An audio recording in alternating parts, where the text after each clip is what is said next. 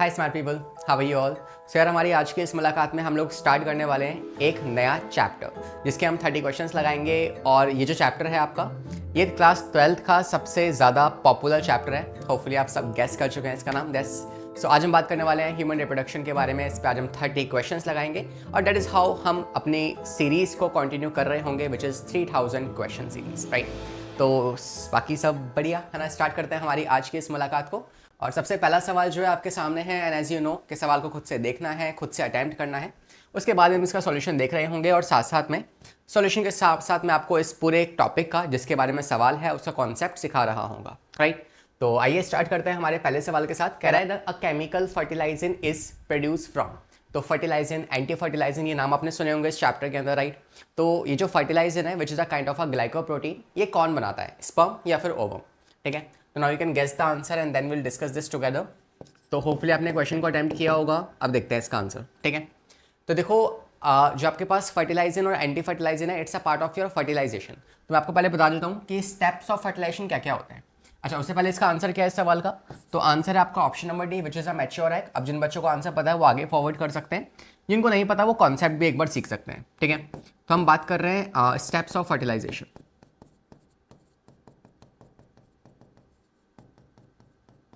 ठीक है।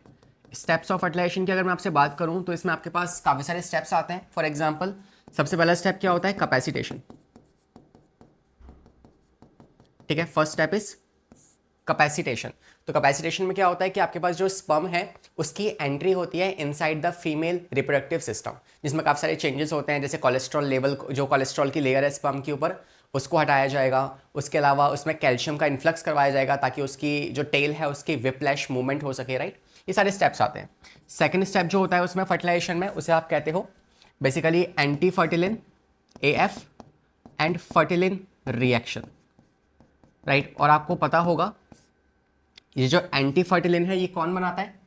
This anti fertilin is actually produced by sperm and this fertilin is actually produced by ovum, fine. तो आपको ये any how पता होना चाहिए कि आप एंटी फर्टिलिन कौन बनाएगा, स्पर्म बनाएगा, और फर्टिलिन कौन बनाएगा, ओवम बनाएगा। And fertilin is a kind of a glycoprotein, जिसे आप कहते हो ZP3 receptors, ZP3 receptors, fine. And it's a kind of a glycoprotein,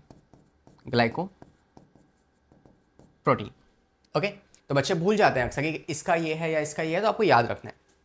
next step क्या होता है, जो तीसरा स्टेप होता है उसे आप कहते हो कॉर्टिकल और acrosomal reaction, acrosomal reaction. Next step जो आता है फोर्थ, उसे आप कहते हो कॉर्टिकल रिएक्शन, कॉर्टिकल रिएक्शन। चौथा और पांचवा स्टेप जो आता है उसे आप कहते हो जोनल रिएक्शन।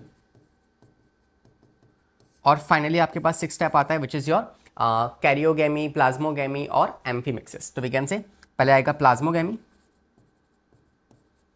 है ना, and this plasmogamy will be followed by karyogamy. और फाइनली क्या होगा, एम्फीमिक्सिस,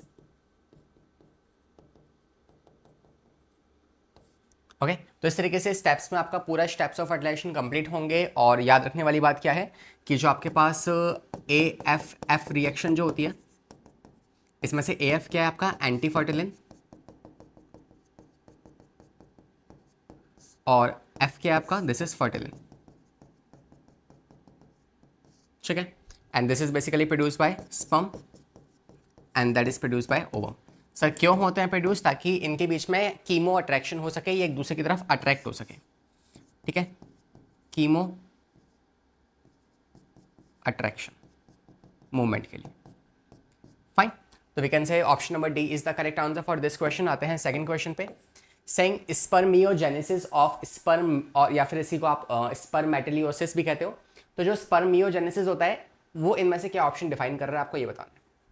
नाउ ये सवाल ऑब्वियस था कि भाई ये सवाल तो आना ही चाहिए, प्रैक्टिस अगर हम कर रहे हैं सवालों की, क्योंकि यहाँ पे 3 वर्ड्स आते हैं आपकी एनसीईआरटी के अंदर और वो तीनों ही वर्ड्स काफ़ी कंफ्यूजिंग है ना। एक है आपका स्पर्मेटोजेनेसिस, एक है स्पर्मियोजेनेसिस, और एक है आपका स्पर्मिएशन, है ना। तो इन तीनों में अगर देखा जाए तो क्या किस में डिफरेंस है, बच्चे भूल ही जाते हैं अक्सर, राइट। तो बात करते हैं इनकी।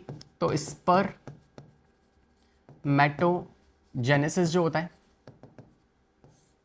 Right, second we have spermiation, और तीसरा होता है आपका स्पर्मियोजेनेसिस।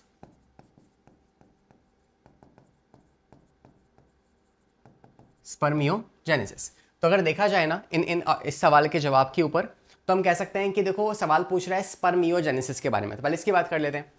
तो अगर आपको कुछ स्ट्रक्चर अगर याद हो ना, स्ट्रक्चर अगर आपको याद हो, तो स्पर्म फॉर्मेशन जब होती है, स्पर्म फॉर्मेशन, तो स्पर्म फॉर्मेशन के अंदर या स्पर्मेटोजेनेसिस के अंदर, तो एक वर्ड तो हमें अभी क्लियर हो गया कि स्पर्मेटोजेनेसिस का मतलब क्या है, प्रॉपर्ली स्पर्म की फॉर्मेशन होना, जो कि पूरा प्रोसेस हम जानते हैं, राइट। तो जो पूरा प्रोसेस होता है उसे आप कहते हो स्पर्मेटोजेनेसिस। अब इस स्पर्मेटोजेनेसिस के दौरान क्या होता है, लास्ट जो स्टेज आती है जहाँ पे स्पर्मेटिड्स जो होते हैं वो स्पर्मेटोजोआ के अंदर कन्वर्ट होते हैं, उस कन्वर्जन के प्रोसेस को आप कहते हो क्या, स्पर्मियोजेनेसिस, राइट। तो आप कह सकते हैं कि स्पर्म फॉर्मेशन के जो प्रोसेस है इसमें से क्या होता है, लास्ट में अगर आप देखेंगे तो जो स्पर्मेटिड्स होती है, these are nothing but spermatids. जब ये स्पर्मेटिड्स कुछ मॉर्फोलॉजिकल या फिजियोलॉजिकल चेंजेस करके कन्वर्ट होती हैं किसमें, स्पर्मेटोजोआ के अंदर, दीज आर स्पर्मेटोजोआ, है ना। इस प्रोसेस को आप नाम देते हैं क्या, we call this process as spermiation या spermiogenesis. Hopefully now it's clear, ठीक है। तो स्पर्मेटिड्स का स्पर्मेटोजोआ के अंदर कन्वर्ट होना बाय सम मॉर्फोलॉजिकल चेंजेस, ये भी एन है, ये भी एन है, और इस प्रोसेस को आप कहते हो स्पर्मियोजेनेसिस। तो वी कैन से आंसर अगर देखा जाए तो क्या, changing of spermatids into spermatozoa, सही बात है। स्पर्मेटिड्स का स्पर्मेटोजोआ में कन्वर्ट होना ही कहलाया जाता है क्या, स्पर्मियोजेनेसिस। सेकंड कह रहा है changing of spermatids into sperm, बिल्कुल सही है भी, क्योंकि हम जानते हैं कि जो स्पर्मेटोजोआ है उसी को आप क्या कहते हो, जो स्पर्मेटोजोआ होता है इसी को आप स्पर्म के नाम से भी जानते हो, राइट। तो दोनों ही बातें सही है, तो both A and B is the correct answer.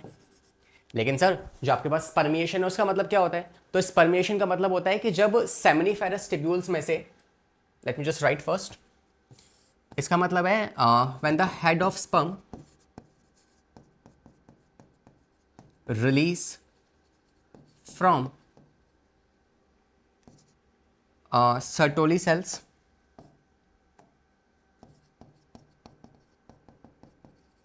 into the lumen of seminiferous tubule.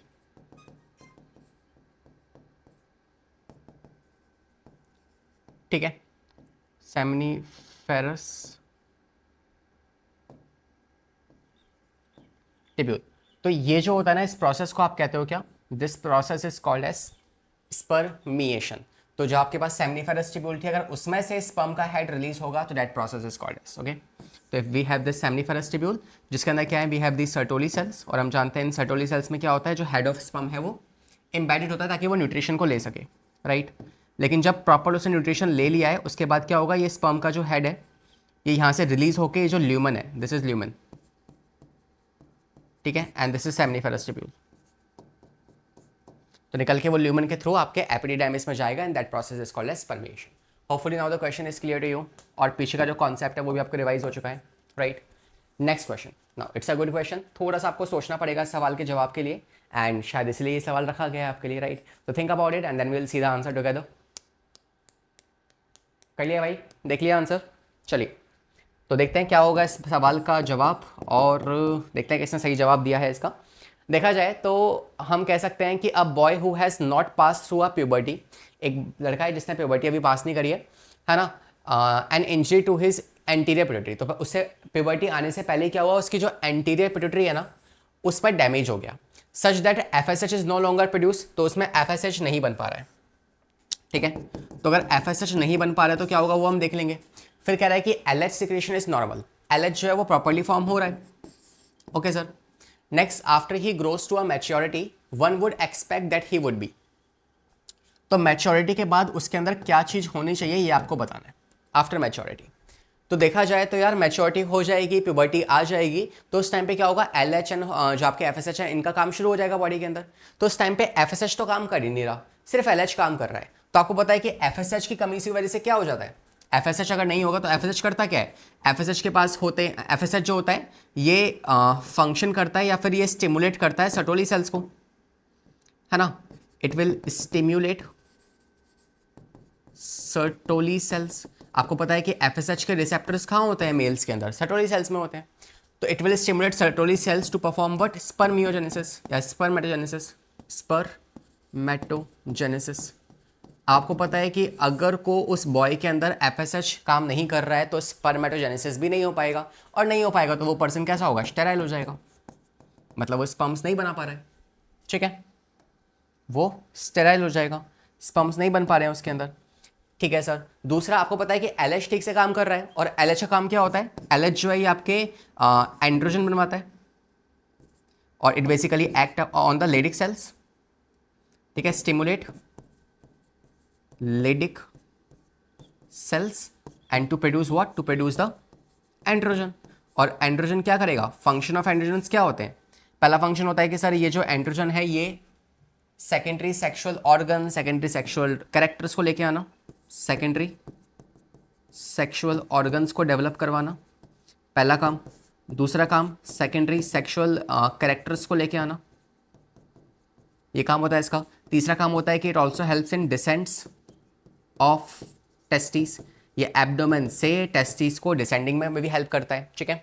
चौथा, ये हेल्प करता है मैच्योरेशन ऑफ स्पर्म में, मैच्योरेशन ऑफ स्पर्म, ठीक है सर। इसके अलावा आपको पता है कि ये जो है ये स्पर्मेटोजेनेसिस में भी हेल्प करता है, स्पर्मेटोजेनेसिस। तो ये सारे काम, इसके अलावा लिबिडो भी इसका फंक्शन होता है, ठीक है, टेस्टोस्टेरोन, तो सेक्सुअल डिजायर्स को लेके आना, तो ये सारे फंक्शंस इसी के हैं। तो हम कह सकते हैं ये सारे काम तो ठीक से चल रहे होंगे। अब अगर ऑप्शंस पे आ जाए तो हम कह सकते हैं कि यार पहला कि सेकेंडरी सेक्सुअल कैरेक्टर्स बनेंगे क्या, बिल्कुल बनेंगे, बिकॉज LH ठीक से काम कर रहा है, राइट। क्या पर्सन स्टेराइल होगा, यस, क्योंकि उसमें FSH काम नहीं कर रहा है, इसलिए वो पर्सन कैसा हो जाएगा, स्टेराइल हो जाएगा, राइट। तीसरा कह रहा है have improper functioning of testicular interstitial cell, interstitial cells मतलब वो लेडिक सेल्स की बात कर रहा है ना, इसका मतलब है कि वो लेडिक सेल्स की बात कर रहा है। और आपको लगता है कि क्या लेडिक सेल्स पे कोई भी इंपैक्ट पड़ा होगा, नहीं, बिकॉज LH ठीक काम कर रहा है, लेडिक सेल्स सही काम कर रही होंगी। तो लेडिक सेल्स जो है अगर वो ठीक काम कर रही हैं तो आप कह सकते हैं बेसिकली ऑप्शन नंबर सी जो है रॉन्ग हो जाएगा। तो option number D is the correct answer, ठीक है, both A and B are working properly. चलिए आते हैं नेक्स्ट क्वेश्चन पे। तो मानते हो ना एक अच्छा सवाल था, थोड़ा बहुत सोचना तो पड़ा है ना, अगर आपने ये सवाल इससे पहले कभी नहीं देखा था तो ये सवाल आपके लिए थोड़ा अच्छा सवाल रहा होगा। ऐसे और सवाल आपको मिलने वाले हैं, मगर उसके लिए सेशन में बने रहना है। और आइए कुछ और सवाल लगाते हैं। कह रहा है ovulation in the human female normally takes place during the which menstrual cycle. तो मेंस्ट्रुअल साइकिल के कौन से वाले फेज के अंदर ओवुलेशन होता है, आपको ये बताना है, ठीक है। तो सर ओवुलेशन तो अपने आप में एक फेज है, वो कौन से फेज में होगा, तो आप अगर ऑप्शंस पढ़ेंगे तो आपको रेफरेंस दी गई है कि बताओ कौन से फेज के आसपास होता है, इस वजह से आपको आंसर बताना है। तो सोचिए अब क्या होगा इसका आंसर। देखें तो आपको चारों फेजेस याद है ना मेंस्ट्रुअल साइकिल के। मेंस्ट्रुअल साइकिल में आपको पता है 4 फेजेस होते हैं। फर्स्ट वन इज, जैसे आप कहते हो यू कैन से मेंसेस या मेंस्ट्रुअल फेज। क्या इसका कोई और नाम भी है क्या, कोई नाम नहीं है इसका, सिंपली है ना। सेकंड फेज जो हमारे पास आता है उसे आप कहते हो फॉलिकुलर फेज, फॉलिक्यूलर फेज, या उसी को आप एक और नाम से जानते हो, you also call it as proliferative phase, proliferative phase, ठीक है। तीसरा जो आपके पास फेज आता है उसे आप कहते हो ओव्यूलेशन, और जो चौथा फेज आता है उसे आप कहते हो सिक्रीटरी या ल्यूटियल फेज, ल्यूटियल या फिर सिक्रीटरी फेज, फाइन। तो होपफुली इसमें आप कोई डाउट नहीं होगा आपको। ये 4 फेज आते हैं, और आप जानते हैं कि ओवुलेशन की अगर बात की जाए तो ओवुलेशन जो होता है ये at the middle of secretory phase, क्या इस सिक्रीटरी फेज के बीच में आता है, नहीं, उससे पहले आता है, just before the end of secretory phase. क्या सिक्रीटरी फेज जब खत्म होने वाला है क्या उससे पहले आएगा, नहीं, ये उससे पहले आता है basically. At the beginning of the proliferative phase, जब आपका प्रोलिफरेटिव फेज चालू होगा क्या उस टाइम पे आएगा, नहीं, जब प्रोलिफरेटिव फेज खत्म होने वाला होगा उसके बाद आता है आपका ओवुलेशन। लास्ट कह रहा है at the end of proliferative phase, हाँ ये बात सही है, राइट। तो जब प्रोलिफरेटिव फेज जो है खत्म होने वाला होगा उस टाइम पे आपका ये वाला फेज आने वाला है। देखो इससे मैं आपको एक चीज बताता हूँ, मैं यहाँ पे 2 स्टेटमेंट्स लिख रहा हूँ, you tell me which statement is correct, which statement is wrong, okay. ये दोनों ही लाइन एनसीईआरटी की है, तो लेट्स चेक योरसेल्फ कि आपने कितनी एनसीईआरटी पढ़ी है। एंड मैं अभी नहीं बताऊंगा, आपको मुझे कमेंट सेक्शन में बताना है कि कौन सी ए या बी, कौन सी स्टेटमेंट सही है। जिस बच्चे ने एनसीईआरटी ध्यान से पढ़ी होगी वो सही जवाब जरूर बताएगा। तो स्टेटमेंट बोलती है एनसीईआरटी की जो ओव्यूलेशन है ना, ovulation is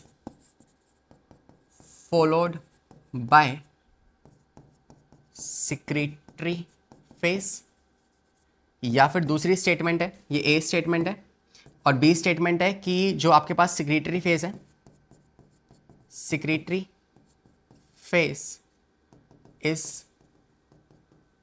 followed by ovulation. तो ये दो स्टेटमेंट से आपको बताना है कौन सी स्टेटमेंट सही है, और एनसीईआरटी में एज इट इज इनमें से कोई एक स्टेटमेंट दी हुई है, राइट। तो ये फेजेस के नाम तो पता होना आसान होता है, लेकिन जब आपको सेंटेंस की फॉर्म में इन नाम को दे दिया जाए तो देखते हैं कौन सही गैस कर पाएगा। Fine, this is your homework कि आप मुझे इसका आंसर कमेंट करने वाले हैं, ठीक है। और जिसका कमेंट सबसे पहले आएगा मैं उस कमेंट को पिन कर दूंगा, राइट। चलिए आते हैं नेक्स्ट क्वेश्चन पे। Question number 5 which is telling you which of the following cell presents in the mammalian testis nourishes the sperm. तो कौन सी, which of the following cell present in the mammalian testis nourish, okay, कौन सी वाली cell है जो nourishment provide करती है स्पर्म को। फाइन, नरिशमेंट मतलब उसको आप नर्स सेल्स भी कह सकते हैं, राइट। तो और उन्हीं सेल्स का एक और नाम होता है जिसे आप सस्टेंटिकुलर सेल्स भी कहते हो। तो they are nothing but your Sertoli cells, right. हम सब जानते हैं कि ऑप्शन नंबर डी की बात की जाए, that is your Sertoli cells and they are the one who provide nourishment to the developing sperm। Sir फिर ये सवाल क्यों रखा अगर इतना इजी है तो, क्योंकि आपको पता है कि इसके कुछ और नाम भी होते हैं, वो नाम हमेशा बच्चे भूल जाते हैं, राइट। तो सर्टोली सेल्स का एक और नाम होता है सस्टेंटिकुलर सेल्स, सस्टेंटिकुलर सेल, या इसी का एक और नाम होता है नर्व सेल्स, ठीक है। तो ये सारे नाम क्या हैं, ये इसी सेल्स के नाम है और उनके फंक्शंस क्या होते हैं। तो सर्टोली सेल्स का बहुत इंपॉर्टेंट फंक्शन होता है कि पहली बात तो यार सर्टोली सेल्स के पास क्या होते हैं, it haves the receptors for FSH, इसके पास एफएसएच के रिसेप्टर्स पाए जाते हैं, पहली चीज। दूसरा देखा जाए तो जो आपके पास सर्टोली सेल्स हैं, है ना, पहला they have the receptors for FSH, second अगर इनके पास एफएसएच के रिसेप्टर्स हैं तो ये एफएसएच को रिसीव करेंगे और फिर ये प्रोसेस किस में हेल्प करेंगे, it will help in spermatogenesis, spermatogenesis, right. तीसरा काम होता है इनका कि यार जैसे मान लो आपके पास सर्टोली सेल्स हैं, है ना, वहां पे क्या हो रहा है, काफी सारे स्पर्म्स डेवलप कर रहे हैं। अब स्पर्म की डेवलपमेंट के दौरान क्या होता है, स्पर्म्स कुछ अपना वेस्ट भी बाहर निकालते हैं, लाइक स्पर्म्स के लिए उनकी लाइसोजाइम्स, उनका साइटोप्लाज्म, है ना, ये सब उनके लिए वेस्ट है, तो ये उस वेस्ट को निकाल देंगे। तो ये सर्टोली सेल्स उस वेस्ट को क्लीन करती है, and that's a function of a nurse also, है ना। नर्स जो है वो पेशेंट्स की टेक केयर करती है। तो वी कैन से हियर के these Sertoli cells also cleans up waste produce by developing sperms. तो जिन स्पर्म्स की अभी डेवलपमेंट चल रही है ना, उन स्पर्म्स के द्वारा रिलीज किया गया वेस्ट को कौन क्लीन करेगा, आपकी सर्टोली सेल्स क्लीन करेंगे। And this waste can include the cytoplasm, ribosomes, whatever they have, okay. Next you can say जो स्पर्म्स जो है वो खराब हो चुके हैं, वॉर्न आउट हो चुके हैं, है ना, या इमेच्योर है, मतलब इमेच्योर तो नहीं बट जो खराब हो चुके हैं, उन स्पर्म्स को क्लीन कौन करेगा, यही करेंगे। तो they also do phagocytosis, phagocytosis of worn out sperms, worn outs और डेड स्पर्म्स, ठीक है, ये भी काम इसी का होता है।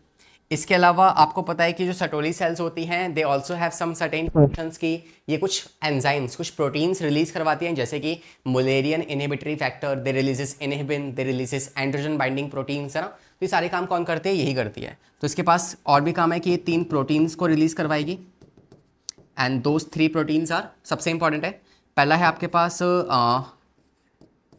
ABP which is androgen binding protein, androgen binding protein.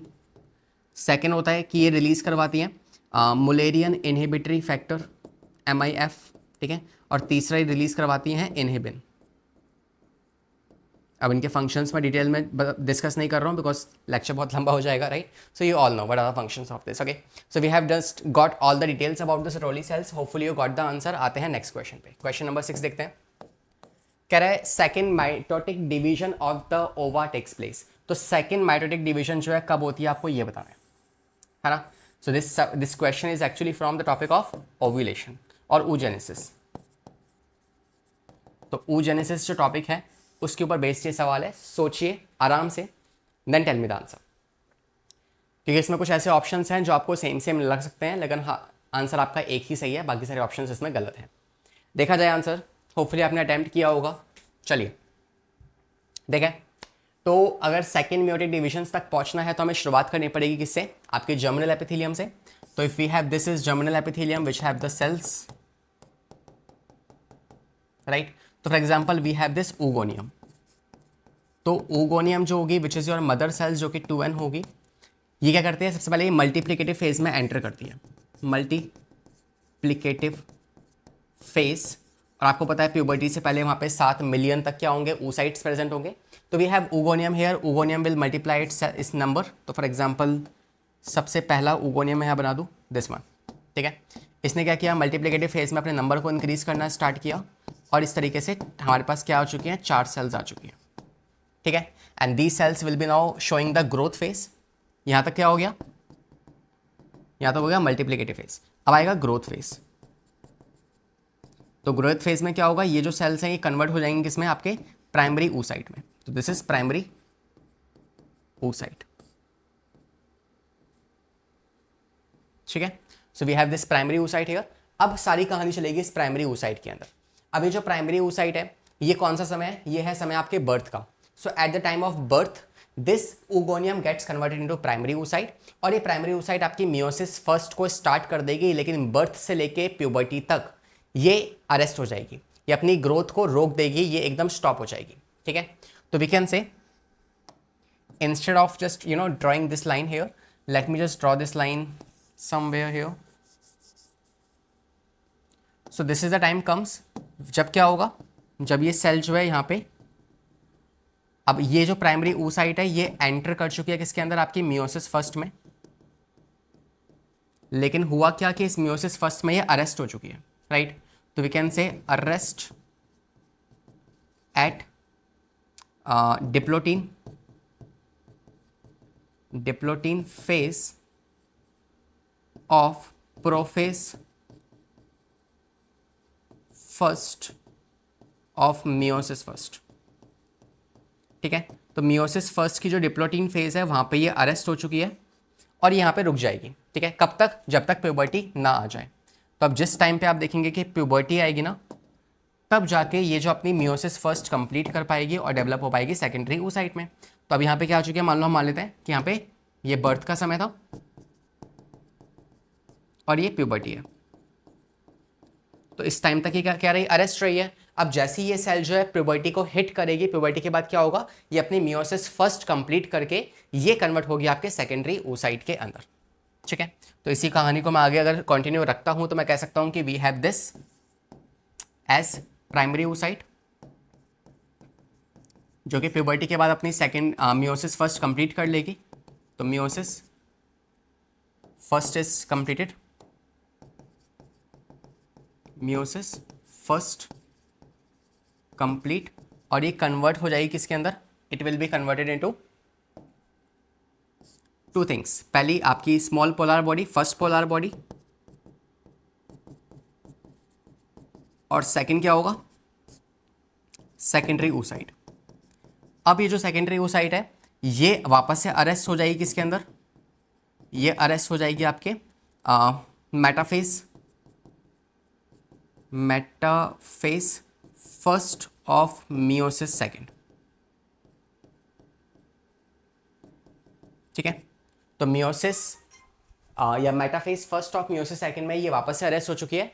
अब जैसे ही क्या होगा, अगर कोई इसमें स्पर्म आ गया है ना, अगर कोई स्पर्म की एंट्री हो गई तो आप कह सकते हैं कि ये सेकेंडरी oocyte कन्वर्ट होगा आपके किसके अंदर, ओवम के अंदर, और बना देगा क्या, secondary polar body, secondary polar body. और इस वाले ओवम का जो न्यूक्लियस है वो एक्चुअली यहाँ चले जाता है। इस वजह से ओवम के पास कोई न्यूक्लियस नहीं, सेंट्रियोल। तो इस वजह से इस ओवम के पास कोई सेंट्रियोल नहीं होता है। बाकी मुद्दे की बात यह है कि यार जो सेकेंडरी oocyte है फाइनली किस में कन्वर्ट हो चुका है, after the entry of sperm it converts into ovum, fine. तो ये आपका पूरा प्रोसेस मैंने एक्सप्लेन कर दिया है आपको किसके बारे में, अबाउट द oogenesis। तो यहाँ से हमने इसको स्टार्ट किया है और यहाँ पे हमने इसको एंड कर दिया, fine. Now we can say for this question the correct answer is going to be option number. तो कह रहा है सेकंड मेयोटिक डिवीजन जो है in the ova takes place तो just after the sperm reaches the oviduct. बिल्कुल सही है. आपकी जो सेकेंडरी मेयोटिक डिवीजन यहाँ पे खत्म हो रही है ना, मैंने लिखा नहीं क्या. तो आप देख पा रहे हैं मेटाफेज फर्स्ट में ही अरेस्ट हो चुका था. अरेस्ट के बाद क्या होगा, फाइनली आप देख सकते हैं इस वाले पार्ट में जैसे स्पर्म की एंट्री होगी तो यहाँ पे इसकी जो मियोसिस सेकंड है, मियोसिस सेकंड वो कंप्लीट हो जाएगी. फाइन. तो we can say this is the correct answer after the entry of sperm. ठीक है. After the sperm reaches oviduct नहीं, आफ्टर स्पर्मेटोजेनेसिस नहीं, after the fusion of sperm and ova we can say the second this oviduct या जो ova है वो आपका form हो जाएगा. Fine. So this is the correct answer. आते हैं नेक्स्ट क्वेश्चन पे, question number 7. saying that sperm cells die immediately when they releases from the body and plates in the petri dish. क्या जैसे ही आप स्पर्म को petri dish में रखेंगे तो ये क्या स्पर्म इंस्टेंटली डाई हो जाएंगे, इमीडिएटली डाई. सो ऐसा नहीं होता है ना. आपको पता होना चाहिए यार स्पर्म की और ओवम की वाइबिलिटी कितनी होती है. तो जो आपके स्पर्म्स होते हैं ना उनकी वाइबिलिटी कितनी होती है, उनकी वाइबिलिटी होती है अप्रॉक्सीमेटली 48 आवर्स तक, मतलब 2 दिन तक. और वहीं बात की जाए ओवा के बारे में तो ओवम या जो सेकेंडरी oocyte है उसकी वाइबिलिटी कितनी होती है अप्रॉक्सीमेटली 3 मतलब 72 आवर्स तक की, 3 डेज की. तो आपको वाइबिलिटी पता होनी चाहिए हर एक सेल के बारे में, इसलिए मैंने ये क्वेश्चन यहाँ पे इंक्लूड किया है. तो वी कैन से कि पहली वाली स्टेटमेंट तो गलत हो जाएगी बिकॉज इमीडिएटली वो डाई नहीं होंगे, वो एटलीस्ट 48 आवर्स तक वो सर्वाइव, वो जिंदा रहेंगे. फाइन. नेक्स्ट कह रहा है कि semen contains chemical that causes the female smooth muscle to contract. क्या सीमन के अंदर कुछ ऐसे केमिकल्स होते हैं जो कि कॉन्ट्रैक्शन करवाएंगे, है ना, स्मूथ मसल्स की. Yes sir. आप जानते हैं कि जो सीमन है वो कौन बनाता है, देखा जाए अगर तो जस्ट अ सेकेंड. तो अगर सॉल्यूशन देखें तो हम कह सकते हैं जो सीमन फॉर्मेशन है उसको करने वाला है कौन एक्चुअली में. तो आप जानते हैं कि सीमन की फॉर्मेशन कौन करता है, आपके 3 ग्लैंड्स करते हैं, है ना. एसेसरी मेल ग्लैंड्स करते हैं and that is nothing but हमारे पास 3 ग्लैंड्स आएंगे. पहला आएगा सेमाइनल वेसिकल, ठीक है, सेमाइनल वेसिकल.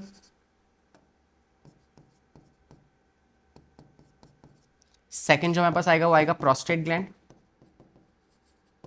और तीसरा जो आएगा वो आएगा आपका बल्बो यूरेथ्रल. बल्बो यूरेथ्रल या जिसको आप कॉपर्स ग्लैंड भी कहते हो.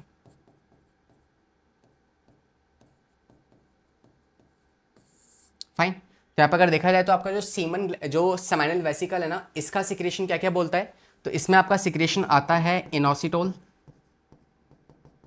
सिट्रेट आयन, इसके अलावा प्रोस्टाग्लैंडिन, इसके अलावा फ्रक्टोज और इसके अलावा fibrinogen, profibrinogen. Sorry, it's actually प्रोफाइब्रिनोजन.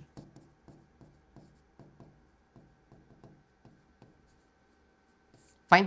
तो ये सारा सिक्रेशन है किसका, आपके सेमाइनल वेसिकल का, जो कि सीमन में पॉर करेगा. एंड वी कैन से इसमें आपके आ रहे हैं prostaglandins and prostaglandins are responsible for, they are primarily responsible for the contraction of smooth muscles. तो यस सर, सीमन के अंदर प्रोस्टाग्लैंडिन्स पाए जाते हैं, they are responsible for smooth muscle contraction.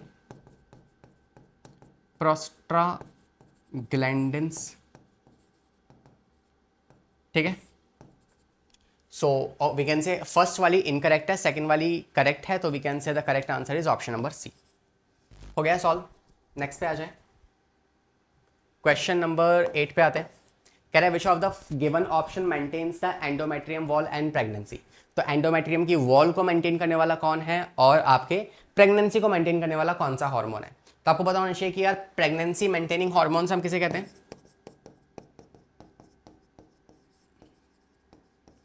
Pregnancy maintaining hormone जो है ना वो आप बोलते हो किसको, you call this progesterone. That is progesterone को आप बोलते हो प्रेगनेंसी मेंटेनिंग हार्मोन. डन है। तो आप कह सकते हैं कि कौन है जो कॉर्पस इसको पेरिस्टोन को बनाता है, that is nothing but your corpus luteum which is form by corpus luteum. तो अगर कॉर्पस ल्यूटियम जो है वो इसको बनाता है तो वही होगा भाई जो आपकी एंडोमेट्रियम को ग्लैंडुलर बनाएगा, उसको मेंटेन करके रखेगा, है ना। कंस्ट्रक्शन कौन करता है एंडोमेट्रियम का? तो एंडोमेट्रियम को बनाने के लिए रिस्पॉन्सिबल आपका ईस्ट्रोजन है, लेकिन उसको बनाए रखने के लिए, है ना, उसको मेंटेन करने के लिए रिस्पॉन्सिबल कौन है? आपका प्रोजेस्टेरॉन। तो ये आपकी जो एंडोमेट्रियम है उसे ग्लैंडुलर बनाएगा। फाइन, तो ये आपका आ जाएगा corpus luteum which is nothing but your progesterone, right. अगले सवाल पे आ जाए, question number 9, saying that the second maturation division of the mammalian ovum. तो सेकंड मैच्योरेशन डिवीजन जो है कब होती है? तो हमने सीख लिया इससे पहले, आप अगर इस सवाल को देखेंगे तो इस सवाल में हमने यही तो सीखा है कि जो सेकेंडरी डिवीजन होने वाली है वो कब होगी? स्पर्म की एंट्री के बाद होगी, राइट। तो इस सवाल में अगर देखा जाए तो हम कह सकते हैं कि शॉर्टली आफ्टर ओव्यूलेशन। क्या ओव्यूलेशन के बाद होगी? नहीं। Until after the ovum has been penetrated by the sperm, yes. जैसे उसमें स्पर्म पेनिट्रेट करेगा उसके बाद जाके आपकी जो सेकंड मियोसिस कंप्लीट होगी तब जाके वो ओवम में कन्वर्ट होने वाला है। फाइन, तो इसमें कोई कमेंट नहीं है, सिंपली आप जानते हैं हमने पीछे सब कुछ एक्सप्लेन कर लिया है। फाइन, अगले सवाल पे आते हैं, question number 10, saying that hormone A secrete by the anterior lobe of pituitary. एक हार्मोन है जो कौन बनाएगा? आपका एंटीरियर पिट्यूटरी बनाएगा, विच स्टिमुलेट्स द ओवेरियन फॉलिकल। तो आपको पता है यार फॉलिकल को स्टिमुलेट करने वाला कौन सा हार्मोन है? इसके नाम में ही आता है, आप जानते हैं, follicular stimulating hormone which is your FSH। तो FSH which is the follicular stimulating hormone. तो यहां से तो बहुत सिंपल है, क्लियर हो गया हमारे पास FSH हमारा आंसर होना चाहिए। उसके बाद वो कह रहा है and secretes the dash hormone. आपको पता है कि जैसे जैसे FSH की मात्रा बढ़ती है, for example if we have this ovary, तो इस ओवरी में क्या होंगे? आपके फॉलिकल्स डेवलप कर रहे हैं, राइट। तो जो फॉलिकल्स डेवलप कर रहे हैं, इन फॉलिकल्स की डेवलपमेंट में कौन मदद कर रहा है? आपका यहां पे मदद कर रहा है आपका FSH।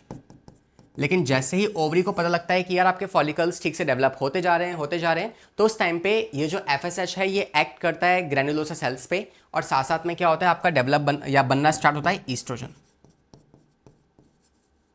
ठीक है। तो आप ये बात कह सकते हैं कि ओवरी के अंदर जितना ज़्यादा FSH होगा उतना ही ज़्यादा प्रोपोर्शनैलिटी होगी किसकी? ईस्ट्रोजन की, ईस्ट्रोजन की।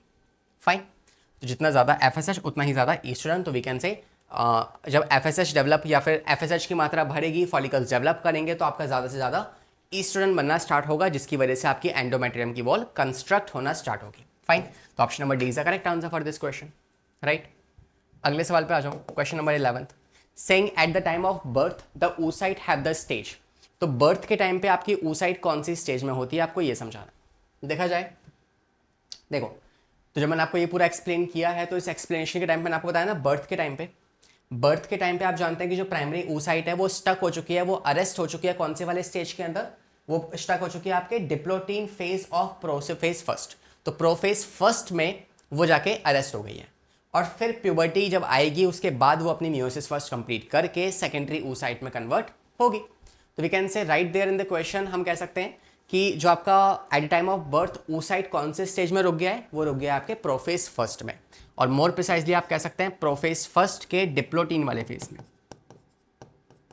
डिप्लोटीन फर्स्ट वाले फेज में वो जाके स्टक या फिर अरेस्ट हो चुका है। And after puberty only, after puberty we can say this primary oocyte, this primary oocyte will be converted into secondary oocyte and plus one polar body। क्या कोई डाउट है इस बात में? होना भी नहीं चाहिए, राइट। चलिए नेक्स्ट पे आते हैं, क्वेश्चन नंबर 12 पे आ जाओ, पढ़ो भाई सवाल को। कह रहे हैं mixing up of chromosomes of male and female nucleus is called as. तो आपने अगर वो 3 स्टेप्स ध्यान से सुने हैं ना, सबसे पहले वाली स्लाइड के अंदर लास्ट में क्या होता है आपका? पहले होता है आपका प्लाज्मोगैमी, फिर होता है कैरियोगैमी, और फिर होता है एम्फीमिक्सिस। नाउ प्लाज्मोगैमी सबको पता है कि प्लाज्मा या साइटोप्लाज्म का मिक्स होना, कैरियोगैमी सबको पता है न्यूक्लियस का मिक्स होना, but sir what is amphimixis? तो बॉस जब देखो आपका न्यूक्लियस आपस में फ्यूज हो रहा है ना, तो न्यूक्लियस के अंदर कौन बैठा है, क्रोमोसोम्स बैठे हैं। तो न्यूक्लियस का फ्यूज होना काफ़ी नहीं होता, न्यूक्लियस के फ्यूज होने के साथ साथ आपके बाद में जाके क्रोमोसोम्स को भी फ्यूज होना होगा, ठीक है, ताकि वो सिस्टर क्रोमैटिड्स जो है पास आ सकें और आपका एक क्रोमोसोम का पेयर बन सके। That is also important. तो यहाँ पे हम बोल सकते हैं कि जो आपके पास 3 स्टेप्स हैं, स्टेप्स ऑफ फर्टिलाइजेशन में हम जानते हैं कि एक आता है आपका प्लाज्मोगेमी,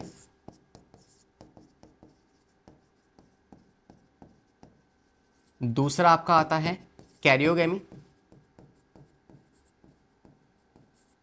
और तीसरा आता है आपका एम्फीमिक्सिस। तो जो आपका एम्फीमिक्सिस है ना, इस एम्फीमिक्सिस में क्या होगा, आपको पता है कि जो क्रोमोसोम्स है ना, क्रोमोसोम्स जो होंगे उनकी मिक्सिंग होने वाली है। That is why call this amphimixis. Amphi मतलब दो, मेल और फीमेल जो क्रोमोसोम्स आए हैं उनकी फ्यूजिंग होगी, and we can say this is what, amphimixis. तो एम्फीमिक्सिस में क्या होता है, आपके न्यूक्लियस के अंदर, इसने क्वेश्चन में मेंशन किया है स्पेसिफिकली क्रोमोसोम्स के बारे में। अगर ये सिर्फ न्यूक्लियस बोल रहा होता तो हम क्या लगाते हैं आंसर, कैरियोगेमी लगा रहे होते। फाइन, तो this is the correct answer. आते हैं 13 क्वेश्चन पे। Saying which of the following undergo spermiogenesis, इनमें से कौन है जो आपका स्पर्मियोजेनेसिस में जाने वाला है। देखें तो आपको समझा दिया मैंने स्पर्मियोजेनेसिस क्या होता है, दैट इज स्पर्मेटिड्स का स्पर्मेटोजोआ या स्पर्म्स के अंदर कन्वर्जन होना। तो वी कैन से आपके स्पर्मेटिड्स कहाँ है ऑप्शन में, कहाँ है, कहाँ है, यहाँ है। तो this is the correct answer. Next आ जाओ 14, कह रहा है how many sperms are form after primary spermatocyte. अच्छा, जो गलती शायद मैं करता ना, है ना, या अभी तो नहीं कर रहा लेकिन कर देता तो आप भी कर देते, वो है 4। ये पूछ रहा है 4 प्राइमरी स्पर्मेटोसाइट से कितने स्पर्मेटो क्या बनेंगे, कितने स्पर्म्स बनेंगे। Now I really want this question कि आप पहले से खुद से एक बार अटेम्प्ट करें।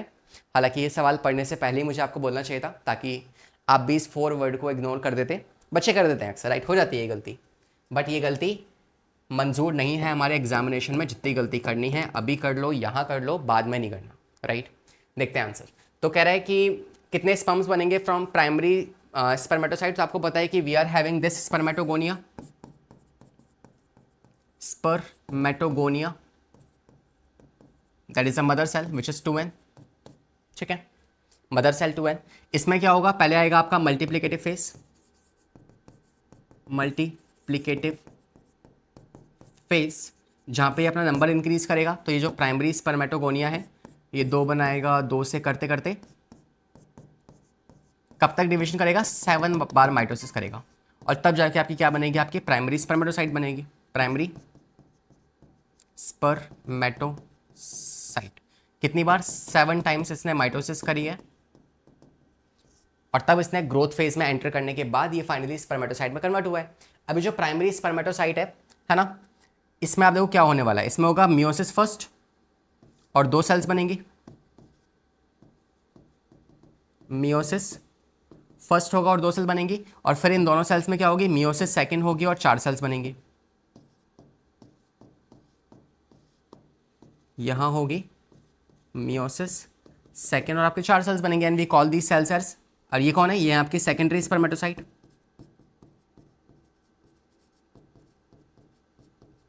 ठीक है, और ये कौन है, ये है स्पर्मेटिड्स, ठीक है। अब इनसे बन जाएंगे फाइनली क्या, आपके स्पर्म्स बन जाएंगे, और कितने स्पर्म्स बनेंगे, 1 2 3 4। तो आपके कितने स्पर्म्स बन के तैयार हो जाएंगे, 4 स्पर्म्स बनेंगे। तो आप देख पा रहे हैं कि आपकी जो एक प्राइमरी स्पर्मेटोसाइट है वो आपके 4 स्पर्म्स बना रही है, राइट। तो एक प्राइमरी स्पर्मेटोसाइट जो है ये कितने स्पर्म बना रही है, 4 स्पर्म बना रही है, ठीक है, ये बना रही है 4 स्पर्म। तो बताओ 4 प्राइमरी स्पर्मेटोसाइट जो है वो कितने स्पर्म बनाएगी, 16 स्पर्म्स बनाएगी। तो we can say the correct answer is option number C. Simple है, हो गया, है ना। तो इस सवाल में बस ये 4 वाला वर्ड काफी इंपॉर्टेंट था, बाकी सवाल कैसे भी बन सकता है। सवाल आपसे ये पूछ लेगा कि बताओ आपके पास 4 सेकेंडरी स्पर्मेटिड्स हैं, बताओ कितने स्पर्म बनेंगे, 4 बनेंगे।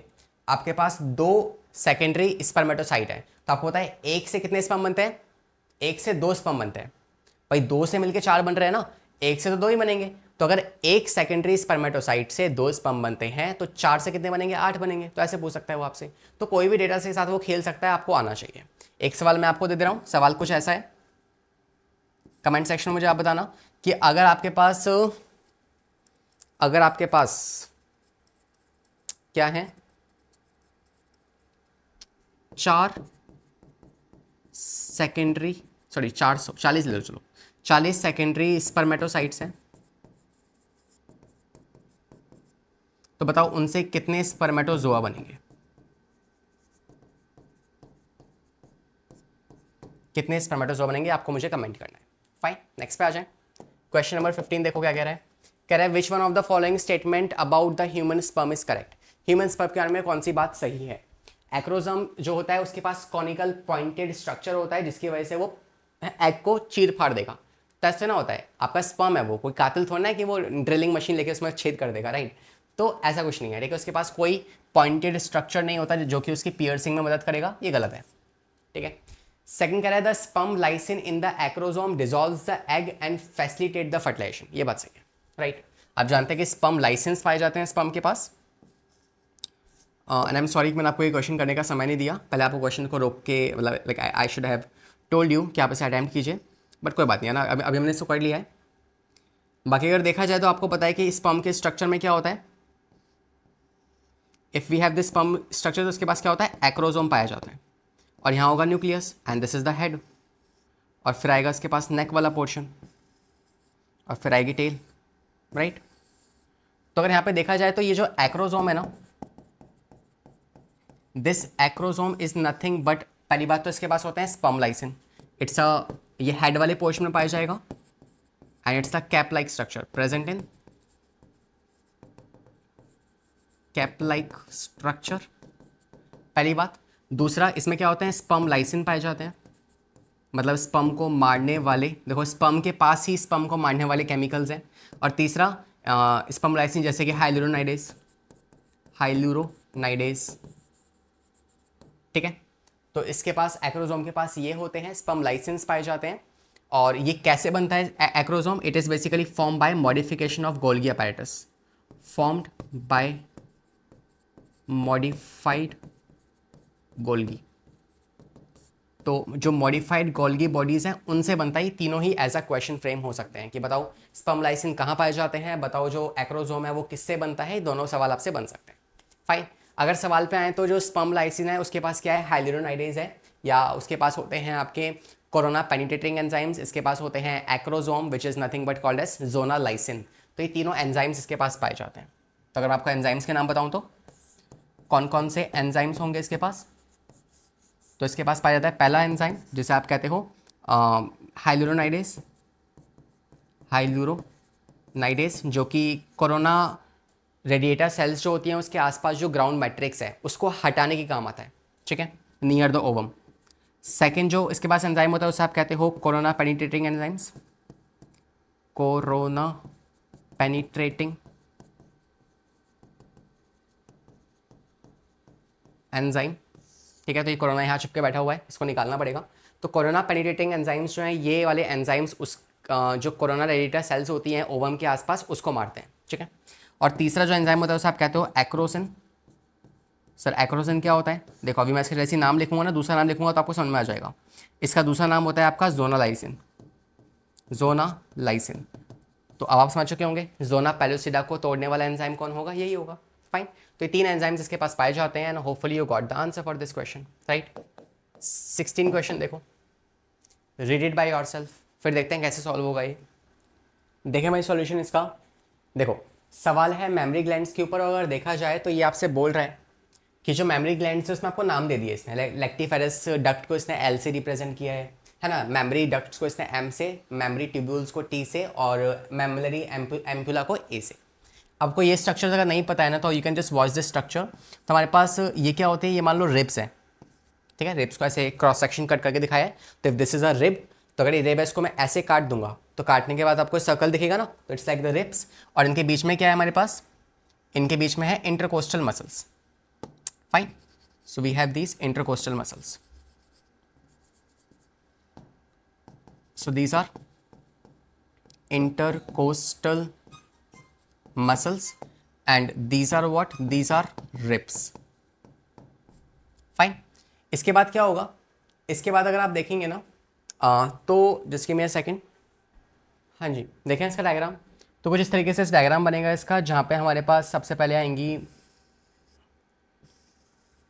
यहाँ कहीं हमारे पास होंगी क्या, कुछ लोब्यूल्स पाए जाएंगे। एनसीईआरटी के हिसाब से कुछ 15 से 20 लोब्यूल्स पाए जाते हैं। ये भी आपको एनी हाउ याद रखना है, बिकॉज ये ऐसा क्वेश्चन फ्रेम हो सकता है। ठीक है, 15 से 20 लोब्यूल्स एक मेमरी ग्लैंड में पाए जाते हैं। ओके सर, इसके अलावा क्या देखा जाएगा कि यार यहाँ पे पाया जाता है कुछ इसके पास क्या, एडिपोज टिश्यू। ठीक है, फैट एडिपोज टिश्यू यहाँ पाया जाएगा, जो कि ब्रेस्ट साइज को डिटरमाइन करेगा। तो वी हैव दिस व्हाट, यहाँ पे हमारे पास होगा एडिपोज टिश्यू, एडिपोज टिश्यू। इसके अलावा और क्या होता है, आप मेन स्ट्रक्चर्स आप यहाँ पे देखिएगा। सबसे पहले यहाँ पे होंगी एल्वोलाई बहुत सारी, यहाँ पे भी, जिसके पास क्या है, मिल्क स्टोर हो रखा है। इन एल्वोलाई से निकलने वाली सबसे पहली डक्ट जो होती है ना, उस डक्ट को आप कहते हो, उस डक्ट को आप कहते हो मेमरी टिब्यूल्स। तो ये जो मैं बना रहा हूँ यहाँ पे, दीज आर मेमरी टिब्यूल्स। तो these are what, these are called as memory tubules।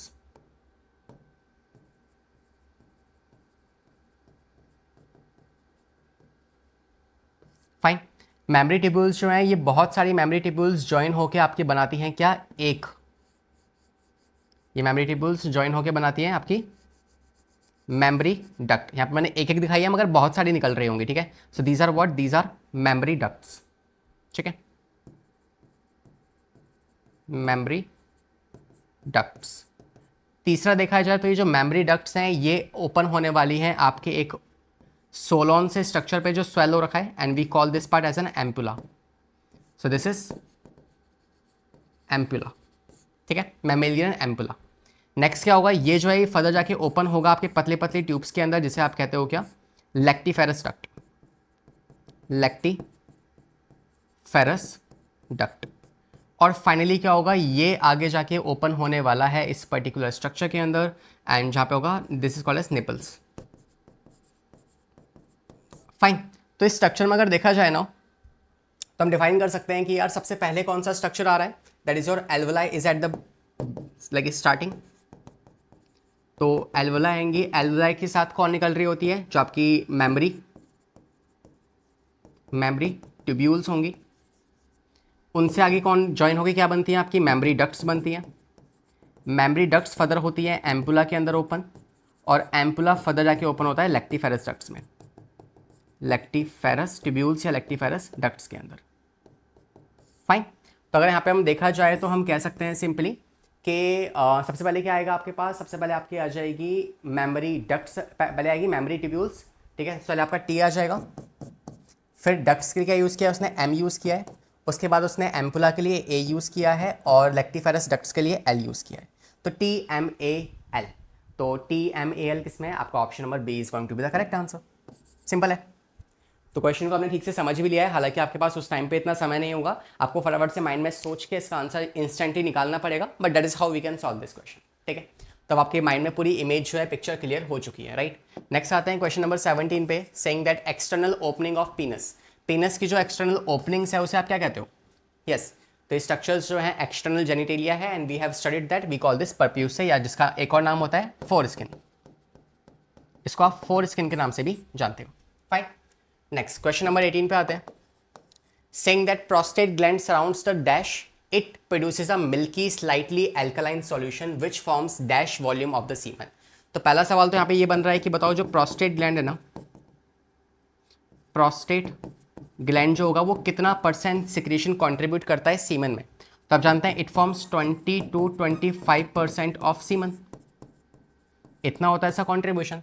और आप देखेंगे सवाल के अंदर तो 20 से 25% आपका सिर्फ ऑप्शन नंबर सी दिया हुआ है, तो आंसर तो वैसे ही निकल चुका है। बाकी आप जानते हैं कि प्रोस्टेट ग्लैंड जो है किसको सराउंड करती है, तो आपको पता है कि we have this urinary bladder, और we can say your urethra, right. हाँ, तो यूरेथ्रा जो होगा उसको सराउंड करेगी, नॉट यूरिनरी ब्लैडर। ठीक है, so we have this urethra here, और इसके बीच में से कौन जारी होती है आपकी, इसके बीच में से जारी होती है आपकी, like we have the prostate gland, prostate gland, और इसके आसपास क्या होगा, इसके आसपास होने, ये बीच वाली क्या है, this is your the duct which is nothing but your urethra.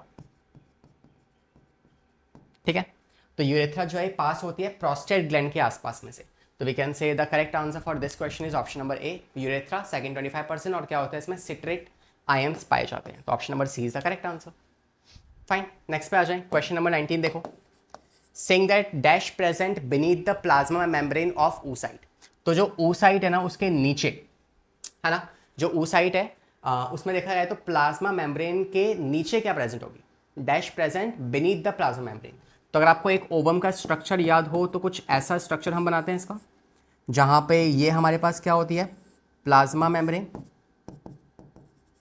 Fine, इस प्लाज्मा मेम्ब्रेन के ऊपर क्या पाई जाती है आपकी, we have the zona pellucida I think, है ना। So there we have this zona pellucida, और इस स्पेस को आप कहते हो pre vitelline space, right. So this is space is pre vitelline space.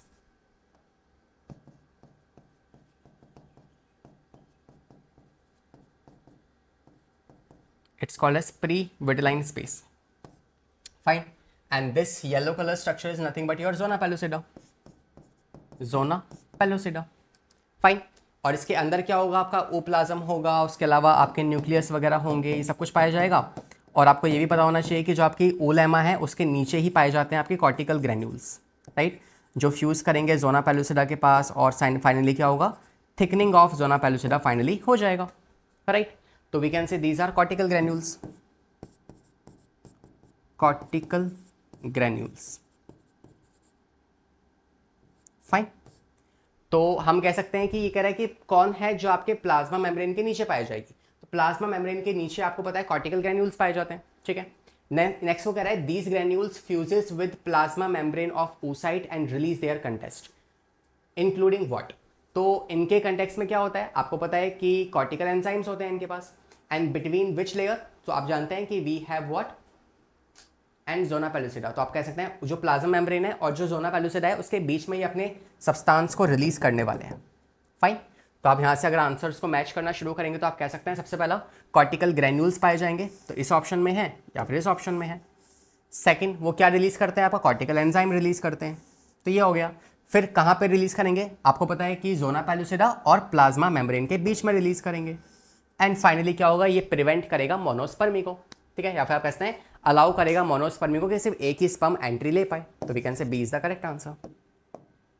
Fine, तो ये सवाल भी काफ़ी अच्छा सवाल था, इसमें कॉन्सेप्ट्स ओवम का स्ट्रक्चर काफ़ी ज़्यादा इंपॉर्टेंस रखता है। डन है, अगले सवाल पे आते हैं।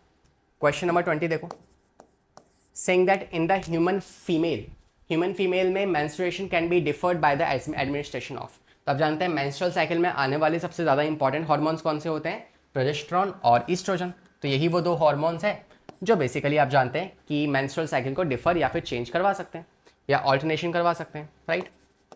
Next, the female structure that corresponds या होमोलोगस टू स्क्रोटम। अब ये टॉपिक वैसे बहुत ज़्यादा रेयर है, इस पर सवाल आ जाए, मगर स्टिल कई बार आ चुका है, इसलिए मैंने ये सवाल यहाँ पे आपको दे दिया है और ज़्यादा कुछ करना भी नहीं है, बस 2-3 नाम यहाँ पे आप याद रख लो। पहला, स्क्रोटम जो होता है उसके एनालोगस कौन होता है, मतलब सॉरी होमोलोगस कौन होता है, तो स्क्रोटम जो है उसके होमोलोगस होगा आपका that is labia majora, labia majora. Fine, दूसरा जो ग्लैंस पीनस होता है उसके होमोलोगस कौन होता है आपका, दैट इज क्लाइटोरिस। तो बस इतना से याद रख लो, है ना, इससे ज़्यादा और कुछ आपको चाहिए नहीं होगा, इट जस्ट सिंपल, ठीक है। तो हम कह सकते हैं करेक्ट आंसर क्या होगा, लेबिया माइनोरा या लेबिया मेजोरा। तो लेबिया मेजोरा जो है वो स्क्रोटम के होमोलोगस होता है। Fine, next question 22, saying that cytoplasm of ovum does not contain. तो मैंने आपको सिखाया था ना कि अगर आप इस पहले वाले डायग्राम में आएंगे तो इस पर्टिकुलर स्क्रीन पे देखो, यहाँ पे क्या हुआ, जैसे आपके पास सेकेंड मियोसिस कंप्लीट हुआ ना, तो उस टाइम पे आपका जो सेकेंडरी oocyte था वो कन्वर्ट हुआ ओवम के अंदर और सेकेंडरी पोलर बॉडी में, और इस सेकेंडरी पोलर बॉडी में कौन आ जाता है, सेंट्रियोल आ जाता है। तो उस ओवम का सेंट्रियोल जो है यहाँ आ जाएगा, इस वजह से आपका जो ओवम है वो लैक ऑफ सेंट्रियोल होता है, और सेंट्रियोल कौन प्रोवाइड करता है, आपका स्पर्म प्रोवाइड करता है। तो स्पर्म से सिर्फ 2 ही ऐसी चीज़ें हैं जो ट्रांसपोर्ट होती हैं किसको, ओवम को, दैट इज डीएनए और सेकंड सेंट्रियोल। ठीक है, तो we can say which one is not present, तो सेंट्रियोल इज नॉट प्रेजेंट देगा, राइट। नेक्स्ट पे आ जाए, question number 23, saying that androgen binding proteins जो है और इनहिबिन जो है ये कौन रिलीज करता है, तो ये भी हम पीछे सीख चुके हैं, राइट। तो अगर हम देखें सर्टोली सेल्स का फंक्शन तो कहा जा सकता है, कहाँ है, अरे या तो हमने, हाँ ये रहा, सर्टोली सेल्स जो है रिलीज करते हैं आपका एंड्रोजन बाइंडिंग प्रोटीन्स, इनहिबिन और आपका Mullerian inhibitory factor. Androgen binding proteins जो है ये बहुत सारे एंड्रोजन को अपने पास इकट्ठा करेगा सर्टोली सेल्स के पास, ताकि स्पर्म्स उसकी तरफ अट्रैक्ट हो सकें और ताकि जो स्पर्म्स है वो मैच्योर भी हो पाए। फाइन, तो ये कुछ काम होते हैं इनके, वो काम आप पहले से जानते होंगे, राइट। नहीं तो आप सेशन को जाके रेफर कर सकते हैं, मैंने ह्यूमन रिप्रोडक्शन पे कंप्लीट वन शॉट का सेशन ले रखा है, तो अगर आपने नहीं देखा है तो आप जाके सिंपली प्लेलिस्ट में चेक कर लीजिएगा, आपको मिल जाएगा, या सिंपली आप यूट्यूब पर सर्च कर सकते हैं लक्ष्य sir human reproduction one shot, तो आपको वो भी वहाँ पे मिल जाएगा। फाइन, तो देखा जाए तो आंसर क्या होगा इसका, correct answer is option number C, Sertoli cells. ये रिलीज करवाते हैं क्या, एंड्रोजन बाइंडिंग प्रोटीन और साथ में इनहिबिन। फाइन, नेक्स्ट पे आते हैं 24th question, saying that an ejaculation, एक सिंगल इजैकुलेशन में कितने मिलियन स्पर्म्स जो है बाहर निकलते हैं, और दूसरा सीमन का पीएच क्या होता है, आपको ये बताना है। तो सिंपल सी बात है, यहाँ पे कुछ डेटा हमें एनसीईआरटी में दिया हुआ है, नॉट इन एनसीईआरटी बट हमें जनरली पता होना चाहिए, बिकॉज सवाल आ चुके हैं इसके ऊपर कि जो आपके पास 1 ml ऑफ स्पर्म होता है ना, या सीमन होता है, उसमें कितने स्पर्म्स पाए जाते हैं, 100 मिलियन स्पर्म्स पाए जाते हैं। और आपको पता है पर इजैकुलेशन पे कितना सीमन बाहर निकलता है, 2 से 3 ml। तो अगर सोचो 1 ml के अंदर 100 मिलियन है और 2 से 3 ml बाहर निकल रहा है, तो हम कह सकते हैं 200 से 300 मिलियन स्पर्म्स जो है ना वो बाहर निकलेंगे पर इजैकुलेशन पे। दूसरी बात, जो आपके सीमन है उसका पीएच जो है थोड़ा सा एल्कलाइन होता है, just because of the secretion of prostate gland and bulbourethral gland. Fine, तो we can say the correct answer is 200 से 300, 7.3 से 7.5 के बीच में होता है, तो B is the correct answer, right. 25 कह रहा है hormone which is responsible for contraction of uterus. तो आपको पता है कि जो पोस्टीरियर पिट्यूटरी है ना, वो आपके सिर्फ 2 ही हार्मोन निकलवाता है, एक हार्मोन होता है आपका एडीएच और एक होता है आपका ऑक्सीटोसिन। और इसमें से जो ऑक्सीटोसिन है this is mainly responsible for uterine contraction. तो कौन सा वो हार्मोन है जो यूट्राइन कॉन्ट्रैक्शन के लिए रिस्पॉन्सिबल है, that is nothing but your we can say oxytocin. और इसका रोल किस में होता है, पार्चुरेशन में भी इसका रोल है, हम समझ सकते हैं, राइट। पार्चुरेशन, बिकॉज पार्चुरेशन में क्या होता है, मेनली हमें यूट्राइन कॉन्ट्रैक्शन ही करवानी होती है ताकि बेबी को एक्सपेल आउट कर सके, राइट। तो this is the correct answer. Next 26, saying that luteal phase को और क्या कहते हैं, तो luteal phase is also called as secretory phase, है ना, क्योंकि लेकिन देखो नाम में फर्क है। ल्यूटियल फेज क्यों कहते हैं उसको, क्योंकि उसमें क्या हो रहा है, कॉर्पस ल्यूटियम की फॉर्मेशन हो रही है। सिक्रीटरी फेज क्यों कहते हैं, बिकॉज हम जानते हैं प्रोजेस्टेरॉन के इन्फ्लुएंस की वजह से जो आपके पास एंडोमेट्रियम है वो ग्लैंडुलर बन रही है, ठीक है। तो अगर मैं आपसे पूछूं कि बताओ इसे सिक्रीटरी फेज कहा मैंने, तो उसमें कौन सी इवेंट चल रहा होगा, क्यों उसे मैं कह रहा हूं, क्योंकि इसमें प्रोजेस्टेरॉन लेवल हाई है, प्रोजेस्टेरॉन लेवल हाई है, इसी वजह से मैंने इसे क्या कहा है, मैंने इसको सिक्रीटरी फेज कहा है। और मैंने इसे ल्यूटियल फेज क्यों कहा, ल्यूटियल फेज क्यों कहा मैंने इसको, क्योंकि इसमें LH की प्रोडक्शन ज़्यादा हो रही है, कॉर्पस ल्यूटियम बना हुआ है यहाँ पे, तो मैंने इसे ल्यूटियल फेज कहा क्योंकि इसमें LH की प्रोडक्शन हो रही है बिकॉज ऑफ कॉर्पस ल्यूटियम, ठीक है, because of corpus luteum. Hopefully you got the answer, है ना। नेक्स्ट पे आ जाए, क्वेश्चन नंबर 27 देखो, saying that if for some reasons the vas efferentia of the human reproductive system get block. तो अगर वास इफरेंशिया मतलब कि अगर हमारे पास ये टेस्टिस हैं, इस टेस्टिस में ये है आपके पास टेस्टिकुलर लोब्यूल्स, ठीक है, इसमें से निकलने वाली डक्ट जो होती है उसे आप कहते हो tubular rete, and this tubular rete basically forms a network, and this is what a network we are having called as rete testis. और इससे निकलने वाली जो डक्ट्स है ना उन्हें आप कहते हो बेसिकली क्या, वास इफरेंशिया। और क्या पूछ रहा है सवाल पूछ रहा है if for some reason vas efferentia is in the human is blocked, so these are vas efferentia. और फाइनली क्या होगा, we are having there what, epididymis.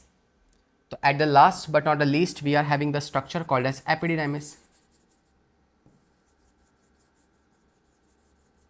और फिर आएगी आपकी वॉस डिफरेंस। ठीक है, तो ये आप देख पा रहे हैं कि अगर वॉस इफ्रेंशिया को ही ब्लॉक कर दिया गया ना, तो इसकी ब्लॉकिंग की वजह से टेस्टिस के अंदर से स्पर्म्स जो हैं वो आपके एपिडिडाइमिस तक नहीं पहुंच पाएंगे, क्योंकि ये जो है कनेक्ट कर रही है किसको, आपके टेस्टिस को और आपके एपिडिडाइमिस को। फाइन, तो अगर इसका ब्लॉकेज हो गया तो सारा काम ही बिगड़ जाएगा। ठीक है, सारा काम बिगड़ जाएगा। तो हम कह सकते हैं एपिडिडाइमिस से वॉस डिफरेंस तक जो है आपकी जो स्पर्म्स है वो नहीं पहुंच पाएंगे। क्या नहीं, एपिडिडाइमिस तक तो पहुंचे ही नहीं है, पहली बात तो। सेकंड करेक्ट, टेस्टिस से एपिडिडाइमिस तक नहीं पहुंच पाएंगे। हाँ, ये बात सही है। Fine, so this is the correct answer.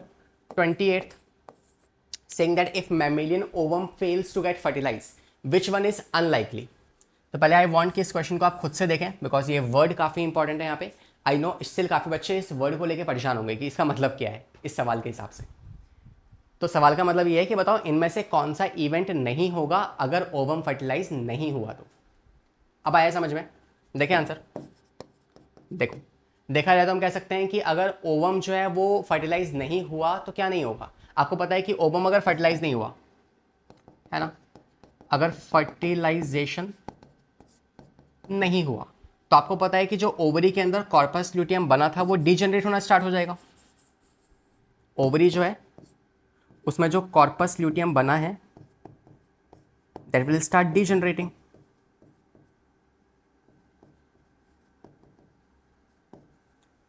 ठीक है, तो उसका डीजनरेशन जो है वो स्टार्ट हो जाएगा। ओके सर, तो इसके डीजनरेशन से क्या होगा, प्रोजेस्टेरॉन का लेवल भी कम हो जाएगा। इसके डीजनरेशन की वजह से प्रोजेस्टेरॉन का लेवल क्या हो जाएगा, कम हो जाएगा। तो हम कह सकते हैं कि प्रोजेस्टेरॉन का जो लेवल है वो डिक्लाइन मार देगा, पहली चीज होने वाली है। दूसरा, कॉर्पस ल्यूटियम जो है वो डिसइंटीग्रेट हो जाएगा, ये भी होने वाला है। इसके अलावा प्राइमरी फॉलिकल जो है ये क्या डेवलप होना स्टार्ट हो जाएंगे, क्या होंगे, क्योंकि आप जानते हैं कि यार फर्टिलाइजेशन नहीं हुआ, वो जो ओवम बाहर निकला था वो अब वेस्ट हो चुका है। अब अगले महीने नया ओवम निकलवाना है, इस बात की अश्योरिटी है। तो आपके जो ओवरी है वो नए फॉलिकल्स को बनाना स्टार्ट कर देगी।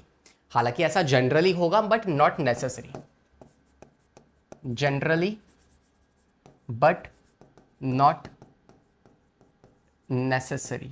इमीडिएटली हो या ना हो इसका पक्का नहीं है, लेकिन होगा पक्का। ठीक है, लेकिन लास्ट वाला ये जो है ना बी ऑप्शन, ये कह रहा है कि ईस्ट्रोजन का जो लेवल है वो कम होगा क्या, नहीं। ये हम जानते हैं इस टाइम पे जो एंडोमेट्रियम थी वो बनती रहेगी, वो कंस्ट्रक्ट होती रहेगी, और कौन उसे कंस्ट्रक्ट करवाएगा, ईस्ट्रोजन। तो हम ईस्ट्रोजन के लेवल को स्टॉप नहीं करने वाले। Fine, so this is the event which is unlikely, जो नहीं होने वाला है, एंड बाकी सारे इवेंट्स होने वाले हैं। Fine, so this is the correct answer. 29 देखो, कह रहा है an antrum is a characteristic of follicles. Now ये सवाल जो है डायरेक्ट एनसीईआरटी का सवाल है, डायरेक्ट एनसीईआरटी का सवाल है, और एनसीईआरटी में लाइन दी गई है, एक लाइन है एनसीईआरटी में जो आपसे कहती है कि जो ओवुलेटरी फेज है ना, या जो आपके पास secondary follicle develops into tertiary follicle, secondary follicle develops into tertiary follicles which is characterized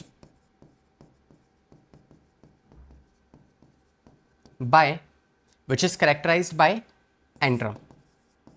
तो मतलब कि एनसीईआरटी खुद बोल रही है कि एंट्रम जो है वो किसकी कैरेक्टरिस्टिक है, वो है टर्शरी फॉलिकल की कैरेक्टरिस्टिक। कि भाई जब आपका सेकेंडरी फॉलिकल टर्शरी फॉलिकल में कन्वर्ट होगा तो उसमें एक प्रॉपर्टी नई ऐड होती है which is your antrum. So antrum is a part of your, या it is a characteristic of your tertiary. Fine, so this is the correct answer. आते हैं आखिरी सवाल पे, 30 question which is saying that human male ejaculation dash dash. आपको बता दिया मैंने 200 से 300 होता है, तो 20 इज द करेक्ट आंसर। बाकी इसमें याद रखने वाली बात क्या है, याद रखने वाली बात इसमें यह है, जो बच्चे मुझे पता है हमेशा भूल जाते हैं, और आज मैं बता रहा हूँ 10 दिन बाद उनसे फिर पूछो फिर वो भूल जाएंगे। तो आपको याद रखना है कि यार एक मेल को अगर फर्टाइल होना है तो उसके कितने प्रतिशत स्पर्म की मोटिलिटी ठीक होनी चाहिए, और कितने प्रतिशत स्पर्म्स की मॉर्फोलॉजी ठीक होनी चाहिए। तो हम कह सकते हैं कि एक स्पर्म अगर फर्टिलाइजेशन करवाना चाहता है तो उसके 60% स्पर्म्स की मॉर्फोलॉजी ठीक होनी चाहिए।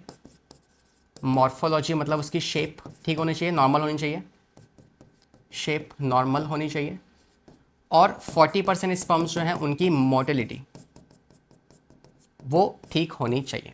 फाइन, तो देखा जाए तो आपका ये कह रहा है कि साइज और शेप, तो आप कह सकते हैं at least C should have the normal shape कितने 60%, तो 60 और 40 is the correct answer. Done है। तो हमने यहाँ पे सारे सवाल हमारे कंप्लीट करे हैं। आज मैंने थोड़ा सा आपको डिटेल में ज़्यादा समझाया है, बट स्टिल है ना, कुछ इसमें बुराई नहीं है, कुछ इसमें नेगेटिव पॉइंट नहीं है ना। आप चाहें तो आंसर्स को फॉरवर्ड करके भी देख सकते हैं, बाकी देख चुके होंगे अब तक तो आप, है ना। फाइन, तो मिलेंगे हमारी आने वाली नेक्स्ट मुलाकात में, जहाँ पे हम 30 क्वेश्चंस और लगाएंगे इस चैप्टर में। पर आई फील कि आपको समझ में आ चुका है कि यार इस पे क्वालिटी क्वेश्चंस अच्छे सवाल बन सकते हैं, राइट। क्योंकि हमने कोई भी ऐसे सवाल नहीं लगाए हैं जो नॉर्मल हैं, जो हम देख चुके हैं, जो कि पोपट सवाल हैं। सारे हमने अच्छे सवाल लगाए हैं जो शायद आपने आज से पहले कभी ना देखे हो। फाइन, तो मिलेंगे हमारे आने वाली मुलाकात में। तब तक के लिए पढ़ाई करते रहें, सेफ रहें। डिस्क्रिप्शन में आपको नोट्स मिल जाएंगे, डेफिनेटली आप उसे ले सकते हैं। And if you have any suggestion for me, please let me know in the comment section. Bye bye, take care.